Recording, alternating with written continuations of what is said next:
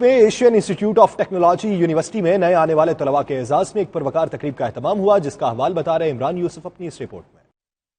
Thai دارالحکومت Bangkok میں Asian institute of technology university میں پاکستانی اسٹوڈنٹس کی جانب سے نئے آنے والے طلباء کے اعزاز میں پروقار تقریب کا اہتمام کیا گیا، جس میں پاکستانی سفارت خانہ کے ناظم الامور فراز زیدی، اوورسیز پاکستانی تھائی ایسوسی ایشن کے سینئر نائب صدر رانا تنویر احمد اور سیکرٹری جنرل محمد اظہر ورک نے شرکت کی۔ اسٹیج سیکرٹری کے فرائض انجینئر سانول کریم نے ادا کیے۔ فراز زیدی اور محمد اظہر ورک نے اپنے خطاب میں طلباء کو ہدایت کی کہ وہ پاکستان کو اقوام عالم میں بہتر سے بہترین مقام دلوانے کے لیے اپنا کردار ادا کریں۔ تقریب میں طلباء نے پاکستانی ملی نغمے بھی گائے۔